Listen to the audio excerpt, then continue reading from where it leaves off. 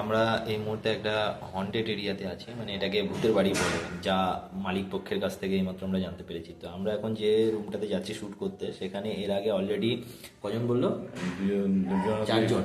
হ্যাঁ। চারজন পরপর মানে ওই একই রুমে সুইসাইড করেছে। এখন আমরা সেই রুমে ঢুকছি মানে শ্যুট করতে। একটু যদিও ভয় লাগছে আমাদের, আমার সাথে আমার এক দাদা রয়েছে। জানি না তোমরা দেখতে পাচ্ছ কিনা, এখানে আলোর খুবই অভাব, ভেতরে লাইট ওপরে থাকে না। বাট আমরা আমাদের একটা হ্যান্ডি লাইট রয়েছে যেটা দিয়ে আমরা যাবো শ্যুট করতে। আমাদের সঙ্গে রয়েছে, আমাদের ক্যামেরা রয়েছে, জানি না তোমরা দেখতে পাচ্ছ কিনা। যাই হোক, আমরা এখন উপরে যাচ্ছি, দেখা যাক যদি ভালোভাবে শ্যুটটা নিয়ে যেতে দেখা যাবে। হ্যাঁ চলো দাদা, সাবধানে ওঠো আস্তে আস্তে। হ্যাঁ, আমাকে তো দারুণ ভয় লাগছে, বুঝলি? চলো দেখি। একদম সঙ্গে সঙ্গে থাকো, হ্যাঁ, এখান থেকে মানে নড়ো না। আমরা অলরেডি সেই ঘরটাতে প্রবেশ করছি। আমাদের সঙ্গে একজন মানুষ রয়েছেন, যার কাছ থেকে আমরা সবটা জানতে পেরেছি। আমরা একটা অদ্ভুত জিনিস তোমাদেরকে দেখাবো।